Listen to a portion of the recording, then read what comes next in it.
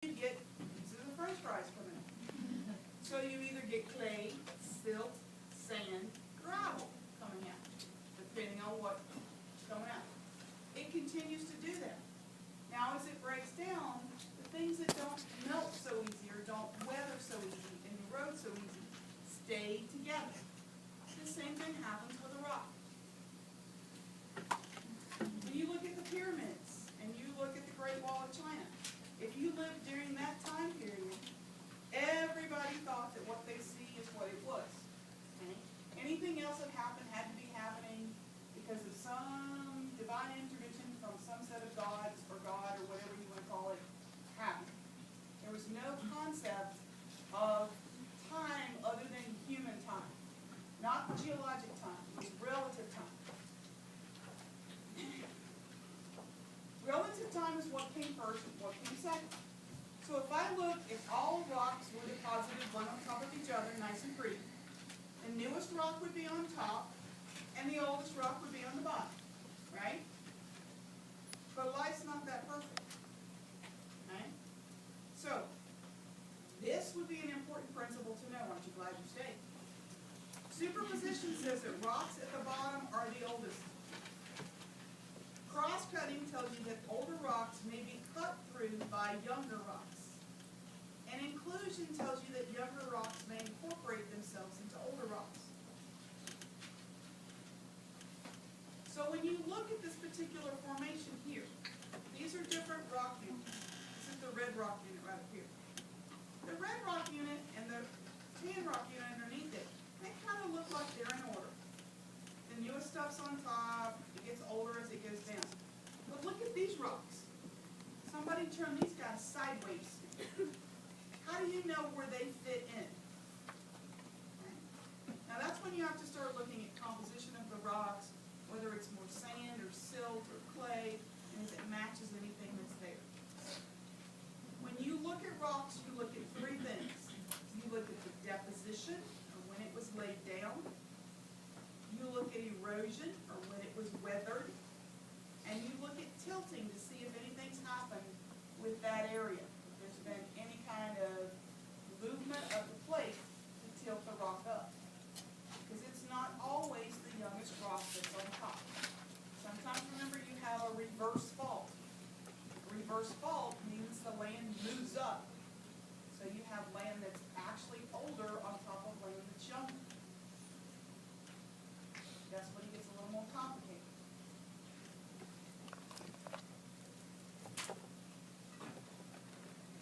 The blue is a guaranteed question. If not two.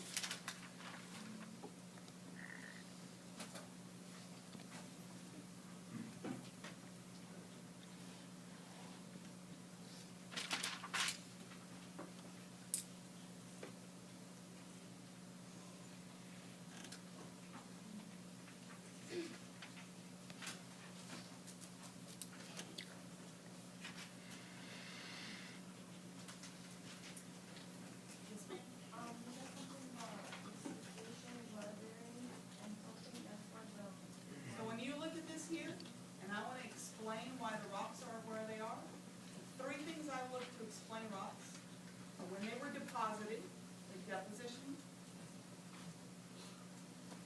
how they were eroded, whether it was wind, rain, sleet, snow, and then if there was any tilting. So if there was an earthquake or a plate movement or any of that. That helps me to explain why this whole section of rock is turned up. Okay? What is the first one? Deposition, how it's deposited. How did it get dropped there? Did it come down from a flood? Did it come down from a sandstorm? That kind of thing. Okay? Another guaranteed question. Trace fossils. So when you look at fossils, if an organism dies and its body chemically changes into a rock, then you have the imprint of that rock, of that organism. But if the organism walked through it and left his footprint, and then the footprint hardened into a rock, that's a trace fossil. So when you walk down the beach and you leave your extrapolate from your footprint, whether you're male or female, how tall you are, what you weigh, how big a stride you are. So if you look at the stride, you can tell usually how tall somebody is. If you look at the depth of the impression, you can tell their weight. If you, female's foot is shaped a little bit different than a male foot, so you can usually differentiate male to female. We do the same thing when we're looking at history. We use trace fossils to tell where something was. Trace fossils are used a lot to look at lakes and oceans, because a lot of times the ripples from the incoming or outgoing tide, the water will start to dry out, and that will harden into a trace fossil, and you can tell how strong the wind was or how strong the currents were in that area, because you'll actually have a fossil there. So when you look at this little squiggly line on here, it tells us that a worm moved through the mud. Because when we analyze this rock, underneath the microscope, we can see that the rock is made from clay. That's a very thick mud that you would find in a freshwater swamp system. And you can tell by this very distinct pattern, there is no movement of wind or water that would create this pattern. Only a living organism can create that type of pattern. That's how we can tell. Now, when you look at this, there are 5 mass extinctions in the past. You need to know that. You do not need to know the date, and you do not need to know how many things died. But you do need to know that there were 5 mass extinctions in the past. And guess what? You are living through the 6th mass extinction. We are losing species at a faster rate now, in the last 20 years, last 2 decades, than they were being lost during the mass extinction when the dinosaurs died. So you are now living in a mass extinction. You are experiencing one firsthand. How many are going to extinct every day? I think it's 1.27 species per minute. Because remember, you're not just talking about big animals that you can see, you're also talking about plants, okay, that are disappearing, that are gone. This is the mastodon. It's a smaller cousin of a mammoth. Guess what? Mastodons used to live in North America. Not here in South Florida because we were actually in the water, but they did. A mass extinction is events in which large numbers of species die. Okay? There are 2 that you need to know. The first one is called the KT extinction. Okay? You do not need to know the date. I never asked the date, but you need to know that this is when the dinosaurs died out.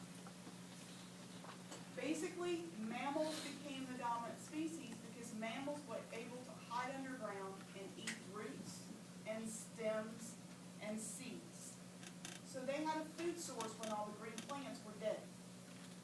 So after the KT boundary, the Cretaceous Tertiary boundary, that's when you had mammals become the dominant animal type on the planet. The second important extinction that you seriously need to know is called the PT extinction, Permian-Triassic. The Permian-Triassic is when 96% of marine animals went extinct. So basically everything that lives in the ocean except for a couple of species went extinct. And this is why, it's so important. The currents in the oceans around the world, the majority of currents are driven by a difference in temperature and salinity. The currents that we see on top of the ocean are driven by the wind. You got that. But the wind has no effect when you get to about 33 feet deep, 1 ounce. After that, something else has got to move the water around the planet. And the planet's a couple of miles deep. I mean, the ocean's very deep. It's not like the wind's going to have any effect on it.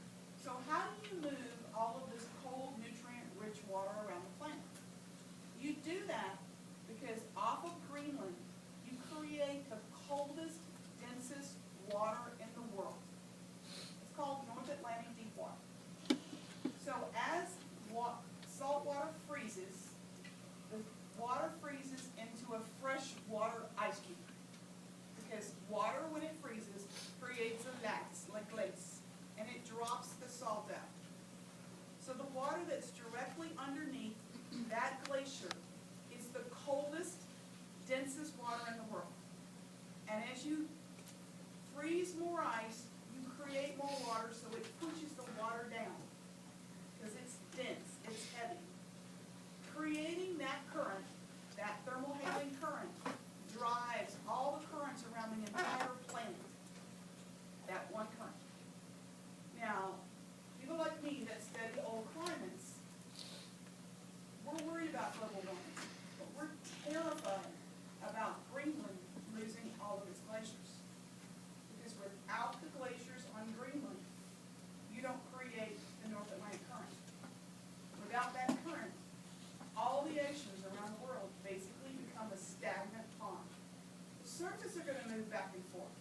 just like the surface on a muddy pond because of the wind. But the deep water's not gonna move, which means that eventually the oxygen's gonna be used up by dead and decaying animals. And more animals will die from lack of oxygen. And you will basically kill off about 95% of all your species that live in the ocean. Which, by the way, is about a third of your food supply. Or the world's food supply, not maybe your personal food supply, the world's food supply. For those of us that study paleoeconomy, this to us is the scariest thing. You know, everybody talks about carbon dioxide and global warming and extreme weather, yet, whatever. We're worried about the climate stuff. Professor, Mm-hmm. have you heard about HARP? About what? HARP? Art? Yeah. I think so. Remind me again. It's like a weapon that is used as we speak. I mean, it's United States that built it. It's like it could create earthquakes and natural disasters and stuff like that. I don't know if you heard that. This one I haven't heard about. It is possible, and we have known how for years, to create an earthquake. We cannot create a tornado, we cannot create a hurricane. We cannot cause a volcano to erupt, but we can create an earthquake. That we've all known. And that's possible. The deepest hole they've dug, I think, was 80,000 feet deep into the lithosphere. And if you do it in the right place, some of my work was done in Lake Baikal, Russia, which is at a rift valley, which is an opening where the magma actually comes up to the surface. You can actually do some serious damage to the entire Eurasian continent in that area. That's one of the reasons Russia is so scared, because it has a rift valley right through there. But a HARP, I'm not familiar with, not that particular one. Anything about that one? I know technology exists, but I've never heard anybody use it, yeah. What were your predictions on as to when the whole Greenland and the ice caps will melt? Pardon me? What are the predictions as to when that was going to happen? Well, when I was sitting in your seat and studying this, they predicted that in 2050, there would be an opening in the North Pole for ships to go through. They were wrong. It happened in 2008. So it's happening faster than what we think. Initially, it was put around 2100s, but I'm gonna guess now it's gonna be faster than that. Okay, why do some species go extinct and some species don't?